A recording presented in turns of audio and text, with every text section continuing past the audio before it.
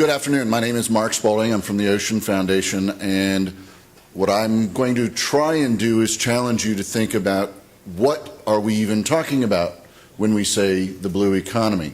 I have the new blue economy, partly, as I'll note in a moment, to contrast with the ocean economy, the traditional ocean economy, and then I have some phrases here that I'll come back to in a moment that have to do with the Sustainable Development Goals. Whoops, that didn't work. There we go. So the ocean economy has existed literally for thousands of years. We have had things that generate economic benefit for us from the ocean for a very, very long time. We also have non-market values that benefit us greatly that have to do with how we use this system, how we use the near shore areas around that system. Everything from provisioning, regulating, supporting, and cultural services. Some of these are accounted for when we think of our economy. Some of them are not, and yet they still have value. And I think we need, as we begin to think about the blue economy, to think about some of these non-market values. Now, those values, whether it be the ones we account for or the ones we don't account for, are under threat. We have done all sorts of bad things to the ocean, put lots of bad stuff in, and taken too much good stuff out, such that we are diminishing our warehouse, if you will, our resources in that warehouse for the future. Now, I think of this in part as a subsector, all right? If I say green business, I think you can conjure in your head that there is a universe of business, and then there's a subset of that are businesses that are trying to be green, that are trying to be sustainable, trying to be good for the planet, right? So if we use that same kind of concept and ask ourselves, okay, what is the entirety of the ocean economy, and then what is the subset that is the blue economy, that is that part which is trying to be sustainable, trying to reverse some of the excess use, excess dumping, and harm to the system.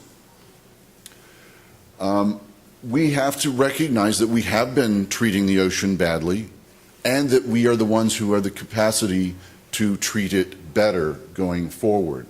We have to recognize that unlike just about any other kind of economic system, the ocean economy is automatically interconnected, right? There is no boundary, no barrier that stands in our way of collaborating with other nations and understanding how this all works.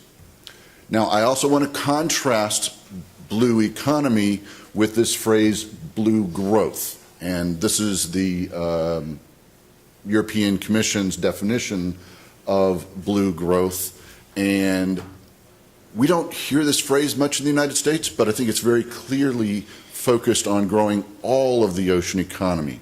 And again, I want to emphasize that the part we really want to grow is the part that is sustainable, that will lead to long-term economic benefits, long-term revenue flows, and not reduce our warehouse resources. Now, part of what I'm assuming is that we've been very short-sighted and haven't thought about these things, and that we need to ratchet down risks. We need to reduce the risks that we're posing to our food security from the ocean as an example.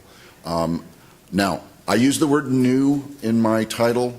I will note that there are things that are old ocean economy items that have been around for a long time that are becoming or have always been sustainable, and some new things that are not. And so we need to understand that this is just a moniker that I'm using to try and say there's a new subset we want to focus on. So we've got these traditional older economy, ocean economy sectors, and just to pick one, shipping. we're seeing, and we had the 2-hour session this morning talking about changes in transportation. We're seeing new propulsion systems, new fuels, all sorts of things happening to make this more sustainable, right? So even though it's been around for a long time, there are ways to make it more sustainable. Likewise, there are new and emerging sectors in the blue economy, the ocean economy, but not necessarily are all of them sustainable, right? Seabed mining, we're all struggling with the International Seabed Authority to try and figure out how one can even talk about doing seabed mining in a way that it doesn't do any harm, if that's our prerequisite. And we can ask some of those questions about many of these other sectors.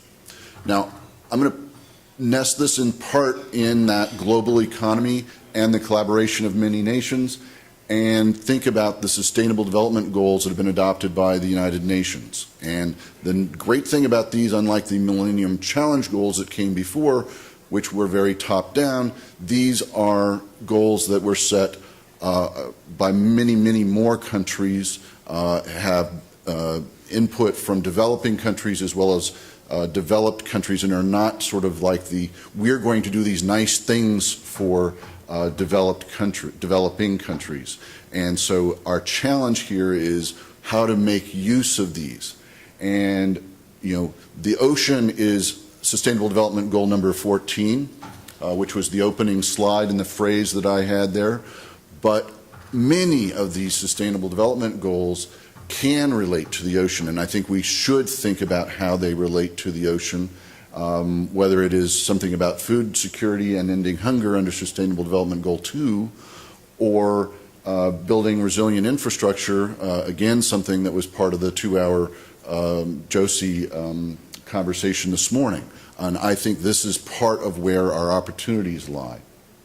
Now, we're going to try and figure out how to identify and invest in growing the ocean economy, and particularly focusing on that part of it that has to do with the sustainability, right?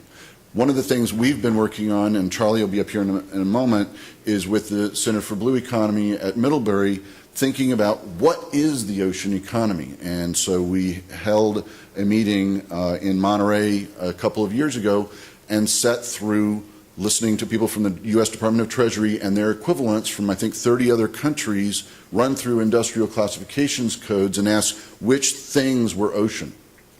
Which things do we have in common that are ocean? Which things do we agree are ocean, even if they don't have them in common?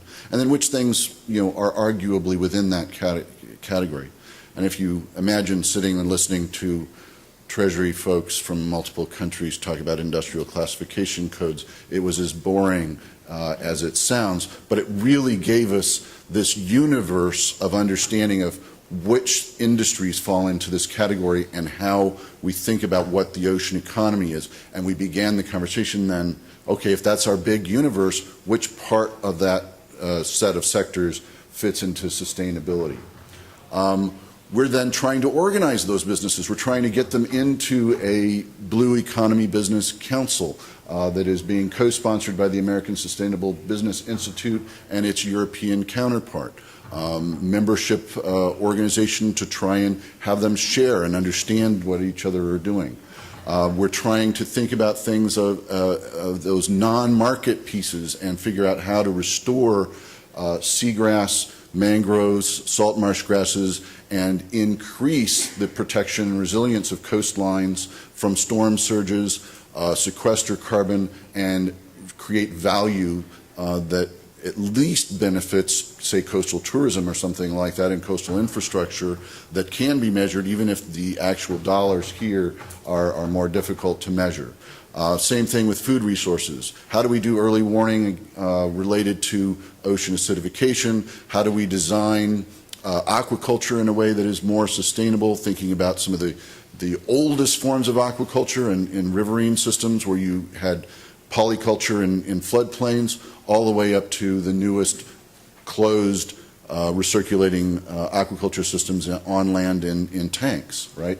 How do we ask ourselves about sustainability in aquaculture? How do we ask ourselves about sustainability in seafood? I'm just going to touch very briefly a different part of Rockefeller than the Rockefeller University. We are working with the Rockefeller Family Office, and this is part of how we came to this issue of the blue economy and sustainability. We have started with the idea that we knew what the threats to the ocean are. We could imagine what solutions to those threats were, and then ask, okay, which industries might be working on those threats, and then look for companies to invest in. As a quick example, we know that we are introducing alien invasive species into our bays and harbors. The solution to that is to, clean the ballast water before it's dumped. The industries that might be working on that would be the chemical treatment industry or the filtration industry.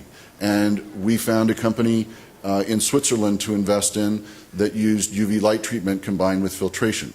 Can we look for these companies, right? We spent 7 years looking at about 7,000 companies to try and get at who's out there trying to solve threats, address threats, create ocean solutions for an investable portfolio.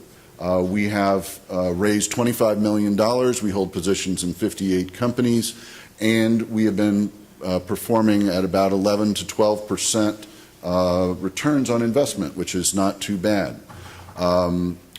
It's a triple screen fund. The Rockefeller Family Office looks at it for the quality of the investments as well as standard environmental, social, and governance criteria, and then we step up and say whether the companies we're investing in have a product or service that's actively good for the ocean. And that hypothesis has proven to be good for investing, and so this circles back to the concept of there being a blue subsector of the totality of the ocean economy. And I already touched on these points already. So what I want to suggest here is that we all care about the ocean. We all care about the economy that is generated by the ocean. And we don't have to forego revenues, returns on investments by looking at the sustainability of what we're expanding, looking at the sustainability of what we're investing in. And therefore, part of what I want us to challenge ourselves to do is think about how we invest in a new, sustainable blue economy, a better relationship with our ocean than one in which we take too much good stuff out and put too much bad stuff in. Thank you.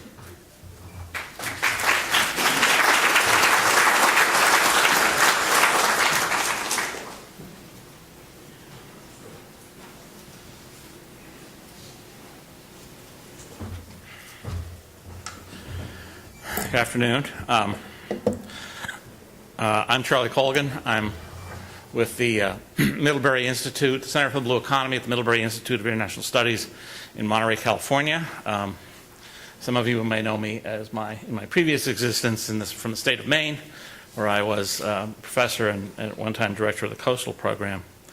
I'm going to talk a little bit about some work we're doing right now for the MidAtlantic Regional Ocean Council.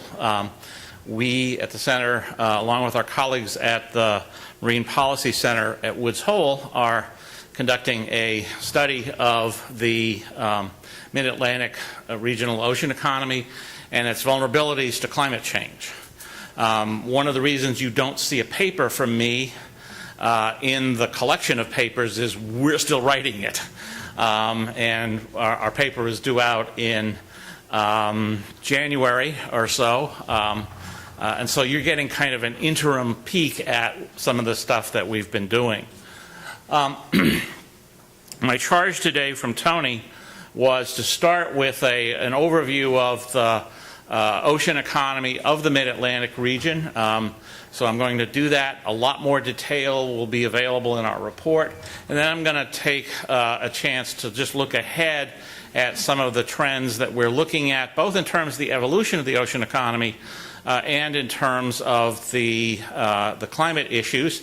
The climate issues are one of the things that are going to shape the new blue economy that Mark talked about, and I'll just talk about a little bit of that briefly from our own research. Let's start with just looking at the Mid-Atlantic region. Our definition of the Mid-Atlantic region for this purpose of this presentation is Montauk to Virginia Beach, up the Chesapeake, up the Hudson as far as Westchester County, and includes Pennsylvania up as far as Bucks County, since we didn't want to do just the New Jersey side. It excludes the New York and Pennsylvania counties on the Great Lakes. We measure 6 industries and sectors in our ocean economy data. This is some people refer to it as the ENOW, or Economics National Ocean Watch. It's actually data that we developed at the center, that I developed in my previous existence. And it's available both from NOAA through the ENOW and also through our own National Ocean Economics program at our center. This measures the employment in the 6 sectors, which are transportation, tourism and recreation, the largest employment sector by far. The Mid-Atlantic is on the left, and the United States is on the right. One of the big differences between the Mid-Atlantic and the U.S. is minerals make up a much bigger share of the ocean economy in the U.S. Transportation is about 78%, I'm sorry, tourism and recreation is about 78% of the Mid-Atlantic region, and about 72% of the U.S., and the difference really is made up of minerals. But if we look at the economy in terms of output, we see that tourism and recreation is much smaller. It's 57% of it's still the largest sector in the ocean economy in the Mid-Atlantic region, followed by transportation. But in the U.S. economy, minerals becomes the largest share of the gross output. And this is obviously because of oil and gas. This is measured in 2014, which was a relatively low price year. If you look at the oil and gas sector in the U.S. ocean economy, in other years you'll find that it was actually much higher when the price of oil goes up.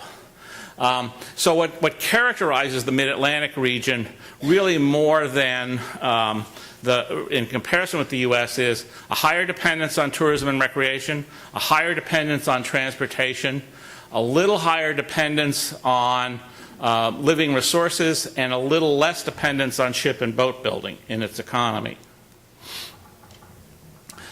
This compares the U.S. and the Mid-Atlantic. The U.S. is in whatever that brownish color is. Never starts out on the computer the same way it shows up on the screen. And the bluish thing, it really is blue, is the Mid-Atlantic. This is 2005 to 2014, our current data series. As you can see, employment declined in both the Mid-Atlantic and the U.S. in construction and living resources. Living resources is both commercial fisheries and aquaculture. Minerals, it went up in the U.S., slightly down. Tourism and recreation, again, the Mid-Atlantic region stands out because its growth was faster in employment in tourism and recreation. Transportation down a little bit in both. And then in terms of the total ocean economy, in terms of employment, that big drive in tourism and recreation pulls that Mid-Atlantic ahead of the U.S. This is the same chart for GDP, contribution to the gross domestic product. Construction down in both places, more in the U.S. Living resources up, more in Mid-Atlantic. Way up in minerals in the U.S., expect that. Ship and boat building was actually up a little bit compared to the U.S. And that's because the Mid-Atlantic region is more concentrated in sectors other than Navy shipbuilding. Tourism and recreation, again, the Mid-Atlantic region leads the U.S., and it also leads the U.S. in terms of transportation growth, sectors, growth in GDP in transportation. The U.S. exceeds the Mid-Atlantic overall in terms of the ocean economy, but that's because of minerals. By state, the blue bars and the numbers, which you probably can't read from the back, are the gross number of jobs in 2014 in each state's ocean economy. Not surprisingly, New York is the biggest. Followed by New Jersey and Virginia at about the same level, 123,000 in New Jersey, 118,000 in Virginia. Maryland at 92,000, and Delaware at 24,000. In terms of the percentage of the state's economy, Delaware is actually the highest, followed by New York, then Maryland, New Jersey, about 3%, same in Virginia. Looking at in terms of GDP, again, New York is the largest. This pretty much mirrors the numbers that I just showed you, the difference being that the Delaware percentage of the GDP in Maryland is now much higher. So as a share of the ocean economy, one of the big problems when I talk about the share of the ocean economy, the share of the ocean economy in the U.S. is, using these measures, is about 2.8%. And everybody looks at that and says, 2.8%? That's nothing. Well, 2.8% of the U.S. economy is bigger than the combination of agriculture, forest products, and total fisheries. So the ocean economy is bigger than any other natural resource sector in the economy except oil and gas. It's not trivial. The U.S. economy is staggeringly large and diverse. So when you talk something as 2.8 or 3%, it's actually a very big economy. It's bigger than 25 states' economies.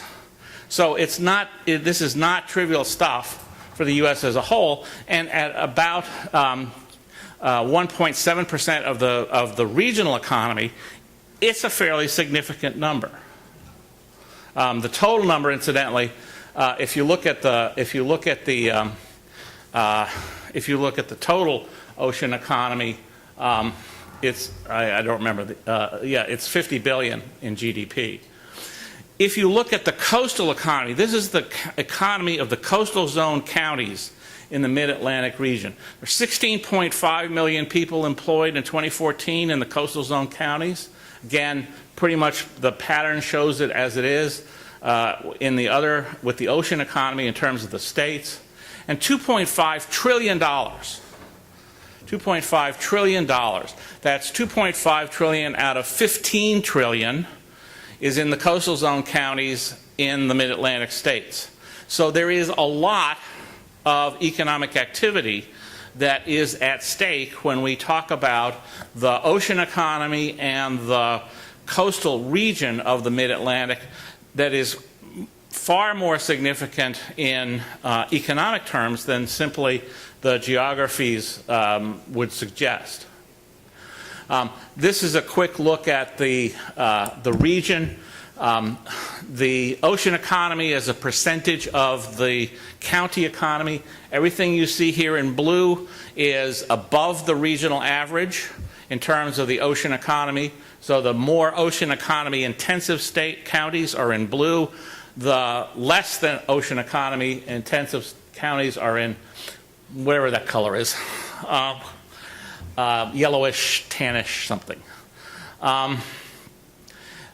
Another key feature of the ocean economy is that it is a summer economy. We use annual average employment to measure these things, but you know, the ocean economy, as everybody knows from the Jersey Shore, from the Long Island shore, Ocean City and Delmarva, it's a summer economy. It grows a lot in the summer.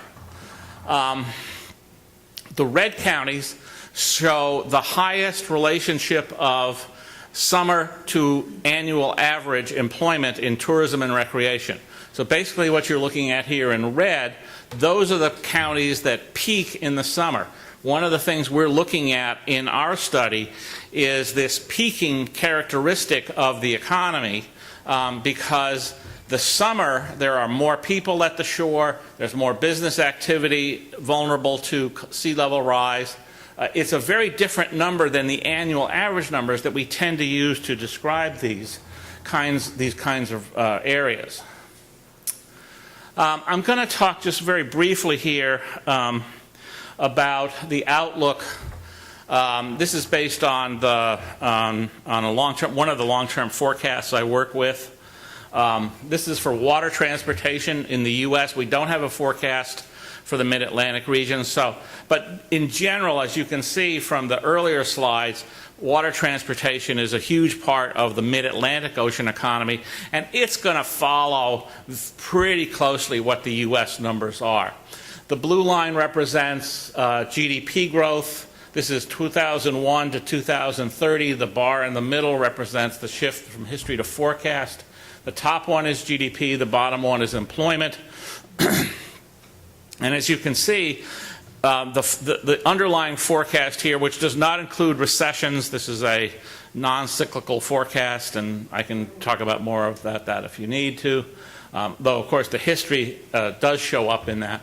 But the trend line basically shows that the water transportation sector in the U.S. will continue to see significant growth in output. The rate of growth in employment will be slower. That's because the sector is going to become more and more productive over time, output per employee. But also notice that as we get closer and closer to 2030, more and more value in the water transportation system is going to be at risk because of climate-related issues. The other one I want to talk about briefly is warehousing and storage. This is the other major component of the transportation issue, water transportation. This is kind of a non-trivial but hidden part of the transportation system. All those containers that come ashore get stored somewhere before they generally move on, and so the forecast is for this industry to continue to grow, but not in terms of employment. And this is, I think, largely because it's going to have to become much more productive, and it's going to have to become much less land intensive than it has been. This is the forecast for accommodations and food service to 2030. Again, in the U.S., top is GDP, bottom is employment. What's important about this trend, notice the trend here on employment. In general, I think that there will be relatively little growth in the Mid-Atlantic and in coastal and ocean employment over the next decade in this sector. And that's because in the coastal regions, much of the land is already full up. Also, there are big shifts in, and I haven't studied the Mid-Atlantic area, but I do know in New England, where I have spent a lot of my time studying, and we just finished a big 3-year study on beach users in Maine. And one of the things we found is it's a very stable population. Why do you come to this beach? We always came to this beach. My family always came to this beach. So it's one family after another, but the families are getting smaller and smaller. And the families and the older generations are dying out or retiring or not going to the beach anymore. So there's a long-term issue here about who will be using the shoreline. In California, the Coastal Commission is actually looking at doing more to get minority populations and ethnic and linguistic minorities who never use the beach to use the beach, because the California Coastal Act requires access for all populations. So there's a very interesting population dynamic going on here in the biggest sector of the Mid-Atlantic regional ocean economy. Mark talked about some of the things off in the future. Wind, I'm going to add composites, marine propulsion systems, I'll buy that one. The application of information communication technologies, that's a vehicle identification system. He had biopharmaceuticals. I have to tell you that biopharmaceuticals, marine biopharmaceuticals, is something of a ghost. It's very hard to pin down. Every country in the world lists it as one of their sectors. No country in the world actually can say how big it is. So it's a specter that hangs out there, like those molecules floating around in the ocean. It's somewhere, but we have not been able to find it yet. Maybe the eDNA stuff next year. We'll finally be able to start getting at it. I like to say that if you love the ocean and the ocean economy, the good news is there's about to be a lot more of it. The bad news is where it's going to be. Clearly, there are, and nobody knows this better, I think, than the people in the Mid-Atlantic region. We are currently working on 47 different studies of sea level rise and its impacts in the Mid-Atlantic region. 47 different studies, all of them saying essentially the same thing. It's going to get wet. How wet is a big issue, but that's ultimately where they kind of wind up.